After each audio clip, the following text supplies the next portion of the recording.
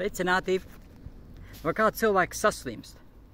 No laika apstākļu maiņām, karsts, augsts karsts, no slapjuma un slidenuma un no jebkādām laika apstākļu maiņām.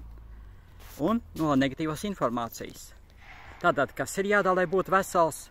Jāatzīstās, kurā vietā ir bijusi negatīva informācija, pašam sev jāatzīstās. Vislabāk ir runāt, pats sev runā. Nu, ja ir kāds blakus, tad viņš uzprasa, bet nevienam jau nav vēlēšanās, lai tas otrs zina, kas tur pa lietām bija. Maini programmu, maini savu attieksmi un pamazām tiec kārtībā.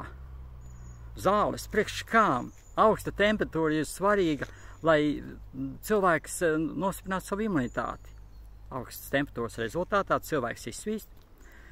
Viss tas draņķis, kas tur ir, tas aiztek projām, aiziet dušā, uzvākt īres drēbes savus, pēc tam, protams, pēc noslaucīšanās, un aizmiegt dziļā miedziņā.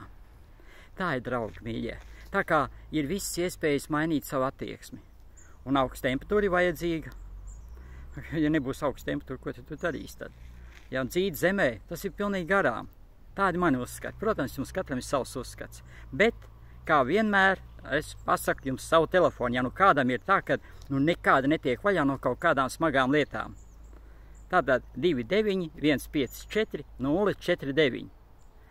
Jūs dzirdiet, ka es nelieku priekšā plus 371, tāpēc, ka es esmu Latvijā. Tātad 29 154 049. Un visā drīzumā Valmierā būs brīnišķīgs pasākums, kurā varēs ierasties pie manis. Nu, uz kafejnīcu, protams. Pateikšu vēlāk, kas tā pa kafejnīcu. Un baudīt labas sajūtas.